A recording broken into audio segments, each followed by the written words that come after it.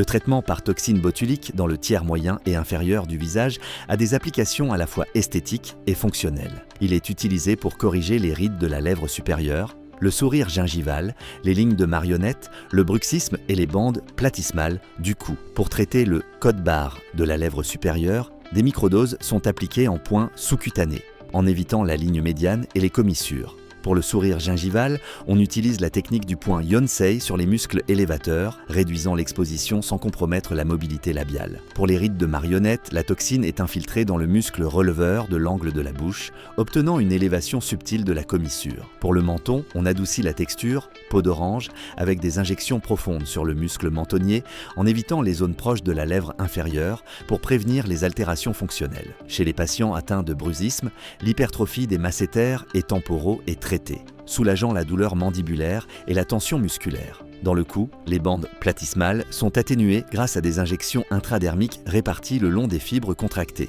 comme alternative efficace à la platysmaplastie. Elle peut également être appliquée aux lignes horizontales du cou avec de faibles doses, bien que cette utilisation soit moins fréquente. La sélection des patients est essentielle. Il est nécessaire d'évaluer la fonction musculaire et les attentes. Chez les musiciens avant ou les chanteurs, les infiltrations périorales doivent être évitées en raison du risque fonctionnel. Les principales complications comprennent tasimétrie, dysarthrie, difficulté à avaler et ptose labiale, généralement dues à des erreurs techniques ou des doses inappropriées. Pour obtenir des résultats sûrs et efficaces, les injections doivent être adaptées à la masse musculaire, respecter les plans anatomiques et rester dans les marges de sécurité.